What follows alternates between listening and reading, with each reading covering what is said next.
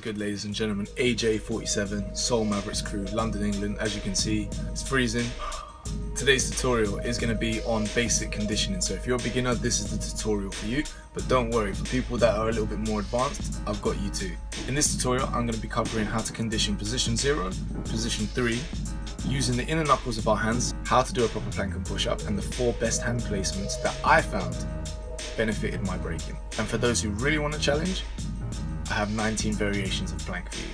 Position 0 and 3 are the 2 places that your body is most likely going to transition in and out of within your breaking. Because of this, it is imperative that we feel comfortable, strong and familiar within those positions. Let's go.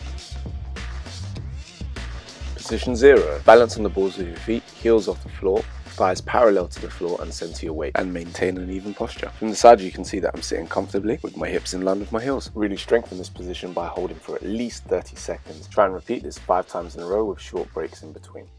Quick little position 0 exercise. Walking forwards, looking back, sideways, return, leg out, back, leg out, back.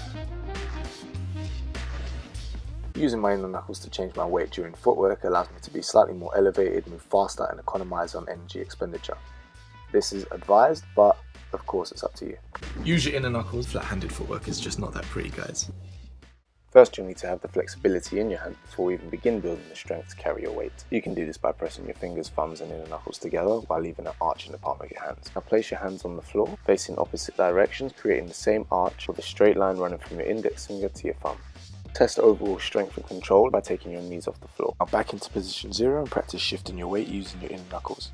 This next step I'm going to teach you guys was taught to me by a very good friend, Bboy Clint from Rain Crew. The purpose of this step is to get you to practice pulling your heels right back under your bum. If this doesn't work properly, no other footwork step will function correctly, as you'll more than likely be landing flat-footed with your heels down, which will negatively alter posture, changes the shape of the move and your overall body language.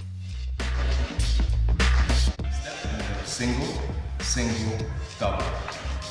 Single, single, double. Alright, a bit slow.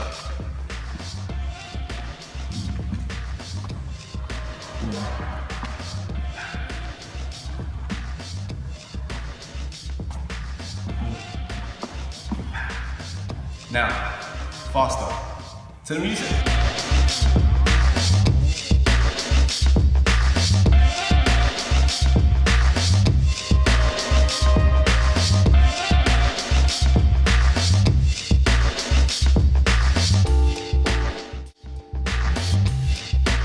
This is position 3, the 3rd position in 6-step. Make sure that this position is nice and strong by gradually leaning over your arms and keeping your knees slightly bent. By leaning over my arms enables me to move lighter and faster in my footwork. And of course, using my inner knuckles to support my weight. Next is the push-up.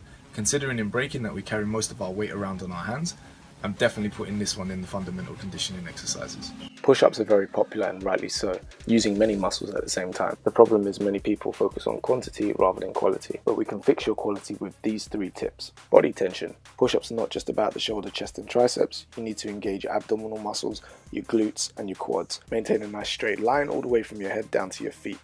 Press your heels together and it will help squeeze your butt, which then in turn helps keep your back straight. Next is your range of motion. Go all the way down and all the way up. Don't cheat by bringing your hips or your head down. Maintain proper form and tension throughout the body. Lastly, hand positions. It doesn't really matter too much where you place your hands, although I do have preferences when trying to strengthen the muscles we use for breaking. Most importantly, don't have your elbows pointing away from your body. Instead, have them pointing back towards your hips, even with a wide grip push-up. Otherwise, this puts a lot of pressure on your shoulder joints and can lead to injury. Please note that if you're a beginner, you can do any of these push-up hand placement variations I'm about to demonstrate on your knees. Just apply the same principles as before, maintaining tension and keeping your back straight. Pseudo planche push-ups. This push-up gave me so much more control over the hand I don't freeze with as often. Literally has to be my favourite one. It's helped me so much in terms of leveling up in my breaking, enabling me to succeed much more when trying moves from similar positions. And lastly, for you amazing hard workers, I have the cricket push-up, which is a combination of all 3 previous push-ups, adding strength, stability and endurance to these muscles that we use so much in breaking. Pay special attention to the hand placement and the hand placement shift.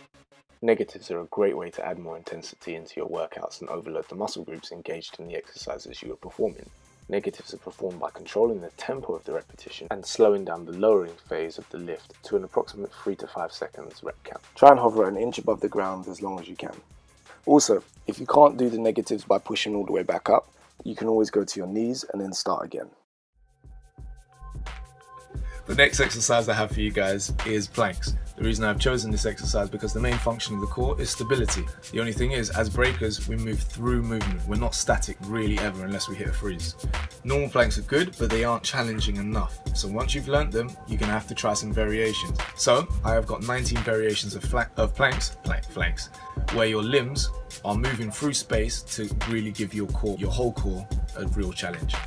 To get the most out of this exercise, whether you're on your hands or your forearms, make sure you press your legs together, squeeze your glutes and draw your belly button into your spine. Have a nice straight line running from your head all the way down to your heels. Final challenge for those of you that think this is all too easy. Pick 5 of the following variations. Perform back to back without your knees touching the floor for 1 minute each.